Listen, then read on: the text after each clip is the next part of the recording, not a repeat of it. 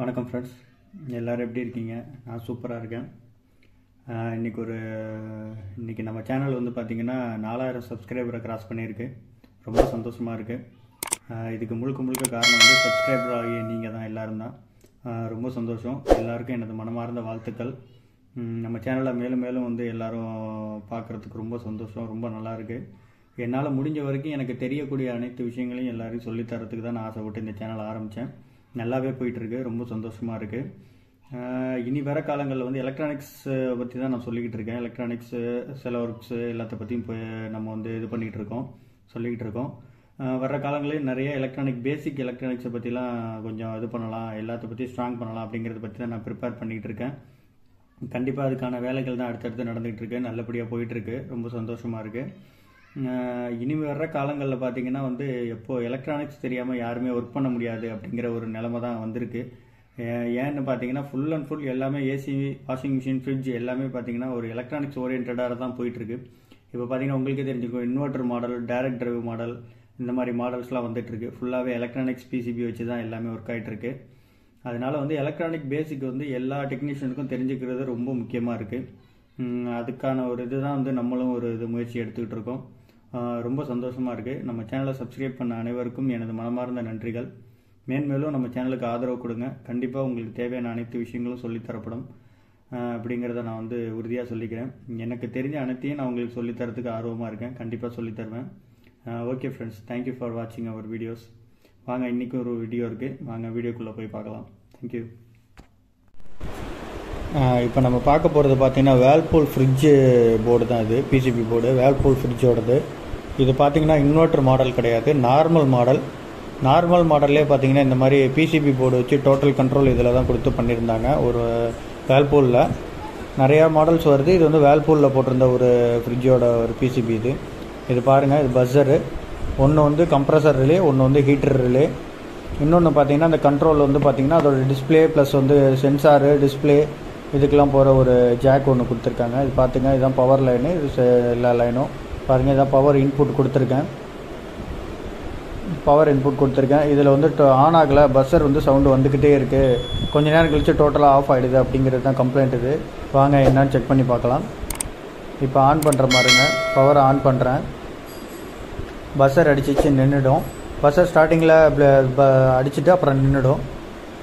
இங்கே பாருங்கள், voltage check பண்ணி பார்க்குறேன். இன்புட் வோல்டேஜ் 250 வோல்டேஜ் கரெக்டாக வருது. எங்கள் வீட்டில் 250 ஹை வோல்டேஜ் தான் காட்டுது. பாருங்கள், அவுட்புட் வோல்டேஜ் பார்த்தீங்கன்னா 3.9 காட்டுது. ஆக்சுவலாக 5 வோல்ட் வரணும் இந்த இடத்துல, 3.9 காட்டுது. இதில் பார்த்தீங்கன்னா 24 வோல்ட், அதில் 23 வோல்ட் காட்டுது. ஆனால் கொஞ்சம் நேரம் கழிச்சு வோல்டேஜ் கட் ஆகிடுச்சு. பாருங்கள், இங்கே பாருங்கள், ஸ்டார்டிங்கில் வந்துச்சு வோல்டேஜ், அதுக்குள்ளே கட் ஆகிடுச்சு டோட்டலாகவே. இதுக்கு என்ன காரணம்னு பார்த்தீங்கன்னா இன்புட் வோல்டேஜ் ட்ராப் ஆகிட்டே போகுது. இன்புட் வோல்டேஜ் பாருங்கள், ஃபஸ்ட்டு 3.9 இப்போ 2.9 வந்துருச்சு. 1 வோல்ட்டு ட்ராப் ஆகிடுச்சு. போக இதுவும் அப்படியே ட்ராப் ஆகிட்டே வருது. 2 வோல்ட்டில் வந்து நின்றுடுது. அதனால தான் உங்களுக்கு வந்து அவுட்புட் வோல்டேஜ் வரவே இல்லை. வோல்டேஜ் இல்லாதனால தான் ஸ்டார்டிங்கில் அது பஸ்ஸர் அடிச்சிச்சு, ஒர்க் ஆகிட்டு சூப்பர் டோட்டலாக ஆஃப் ஆகிடுது. ரிலே ஆக்டிவேட் ஆகலை. ரிலேக்கு ஏன்னா 24 வோல்ட் ரிலே, அது 24 வோல்ட் வந்தால் தான் அந்த ரிலே ஆக்டிவேட் ஆகும். இந்த மைக்ரோ கண்ட்ரோலும் பார்த்தீங்கன்னா 5 வோல்ட்டில் தான் ஒர்க் ஆகும். 5 வோல்ட்டுக்கு லோவாக போகும்போது 3.9க்குலாம் ஓரளவு ஒர்க் ஆகுது. 5 வோல்ட் இந்த 3க்கு கீழே போகும்போது 2.9 பாருங்கள், மறுபடியும் ஆஃப் பண்ணிட்டு ஆன் பண்ணால் மறுபடியும் 3.9 வோல்ட் வருது. கொஞ்சம் நேரம் ஒர்க் ஆகுது, திடீர்னு மறுபடியும் அப்படியே ட்ராப் ஆகி போயிடுது. அந்த மாதிரி தான் ஒர்க் ஆகுது. லோட் ஆகும்போது ட்ராப் ஆகிடுது. இதுதான் இந்த போர்டில் உள்ள ப்ராப்ளம். இங்கே பாருங்கள், இப்போ 23 வோல்ட் இருக்குது பாருங்கள். இப்போ 3.9 அப்படியே இருக்குது. சில டைம் ஒர்க் ஆகுது, சில டைம் ஒர்க் ஆகலை. இதுதான் கம்ப்ளைண்ட். இதில் கொஞ்சம் நேரம் விட்டிங்கன்னா அப்படியே ட்ராப் ஆகிடும். பாருங்கள், இதுக்கு பதிலாக இதுதான் சென்சார். இப்போ அதில் நான் சென்சாருக்கு பதிலாக இந்த ரெசிஸ்டன்ஸை சென்சாரை யூஸ் பண்ணி கனெக்ட் பண்ணி பார்க்குறோம். எப்பவும் போல் நெகட்டிவ் பின்னில் ஒரு ஒயரு, காமன் ஒயர் வந்து நெகட்டிவில் கொடுத்துட்டு அதோட சென்சார் அவுட்புட்டில் ஒரு ஒயரு 5K, இது 5K ரெசிஸ்டன்ஸ். இது 5K சென்சாருக்கு பதிலாக 5K ரெசிஸ்டன்ஸ் போட்டு பார்க்குறேன். பாருங்கள், போட்டிருக்கேன். இப்போ ஆன் பண்ணி பார்க்குறோம். இப்போ ஆன் பண்ணி பார்த்தா அந்த ரிலே வந்து ஆக்டிவேட் ஆகணும். இப்போ ஆன் பண்ணி பார்க்கலாம் வாங்க.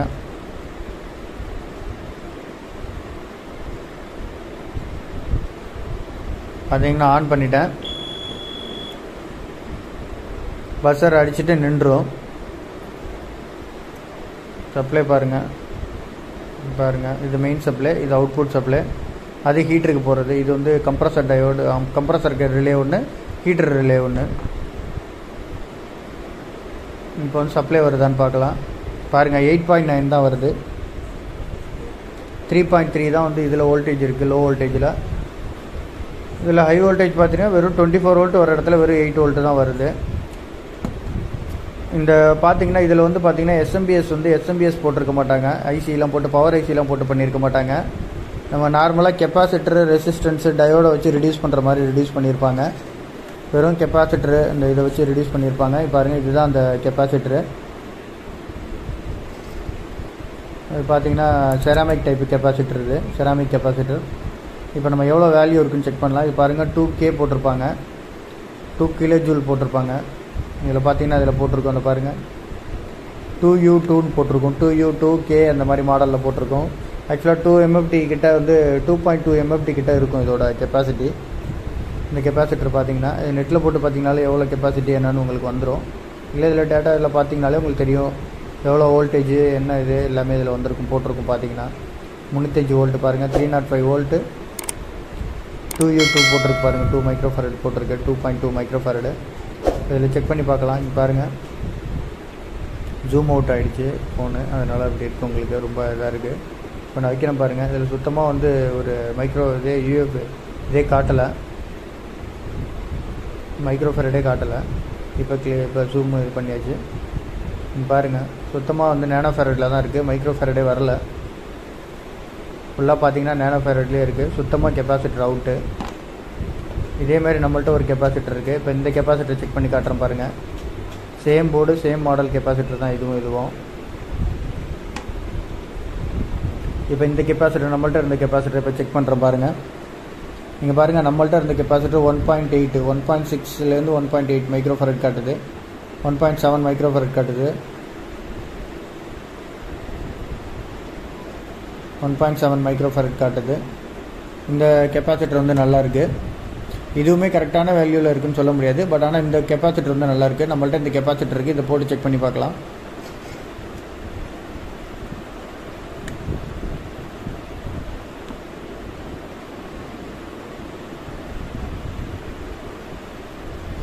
பாருங்கள், சில கெப்பாசிட்டர் சால்டரிங் பண்ணியாச்சு.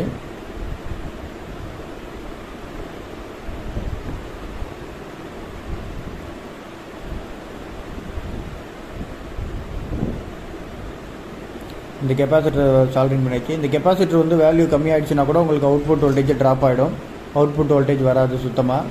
இப்போ நம்ம ஆன் பண்ணி பார்க்கலாம், எப்படி அவுட்புட் வருது, என்ன வருது, எல்லாம் கரெக்டாக கிளியராக இருக்கான்னு செக் பண்ணி பார்க்கலாம் வாங்க. பாருங்கள், ஆன் பண்ணிட்டேன். இப்போ ரிலே ஆக்டிவேட் ஆகிடுச்சு. பாருங்கள், அவுட்புட் வந்து ஃபஸ்ட்டு ஹீட்டருக்கு தான் லைன் போவோம். ஹீட்டருக்கு போயிட்டு அதுக்கப்புறம் கம்ப்ரஸருக்கு மாறும். இங்கே பாருங்கள், மாறிடுச்சு. இங்கே பாருங்கள், அது கட் ஆகிடுச்சு. இப்போ ஹீட்டருக்கு, இப்போ கம்ப்ரஸருக்கு லைன் வந்துடுச்சு. பாருங்கள், கட் ஆகிடுச்சு. இப்போ கம்ப்ரஸர் லைன் வந்துடுச்சு பாருங்கள். ஹீட்டர் லைன்லேருந்து கம்ப்ரஸர் லைன் மாறிடுச்சு. இதுதான் கம்ப்ரஸர் லைன், பக்கத்தில் உள்ள ஹீட்டர் லைனு. இப்போ கரெக்டாக ஒர்க் ஆகுது. இப்போ வோல்டேஜ் செக் பண்ணி பார்க்கலாம் வாங்க. மீட்டர் வோல்டேஜில் வச்சுக்கோங்க, டிசியில் 4.8 காட்டுது பாருங்கள் வோல்டேஜ். இப்போ 4.8, 21 வோல்ட்டு காட்டுது பாருங்கள். இப்போ கரெக்டாக இருக்குது, 21, 4.8 வோல்டேஜ் கரெக்டாக இருக்குது. போர்டு கரெக்டாக ஒர்க் ஆகுது பாருங்கள். அந்த கெப்பாசிட்டர் வீக் ஆனதுனால உங்களுக்கு வந்து அந்த total circuit, low voltage circuit வந்து ஒர்க் ஆகலை, அதுதான் ப்ராப்ளம். வோல்டேஜ் ரெசிஸ்டன்ஸ் இது மூலிமா ரெடியூஸ் பண்ணிவிட்டு அப்புறம் வந்து டயோடு மூலிமா ரெக்டிஃபை பண்ணி கொடுத்துருவாங்க. இந்த இதில் பார்த்தீங்கன்னா இதில் வந்து ஐசிலாம், பவர் ஐசி எதுவுமே இருக்காது. கெப்பாசிட்டர், ரெசிஸ்டன்ஸு இது மட்டும்தான் இருக்கும், டயோட்ஸு இது மட்டும்தான் இருக்கும் பார்த்தீங்கன்னா.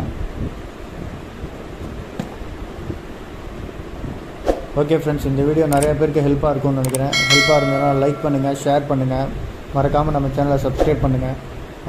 தேங்க்யூ ஃபார் வாட்சிங் அவர் வீடியோ. Thank you friends. மறக்காம சர்ப்ரைஸ் பண்ணுங்க. தேங்க்யூ.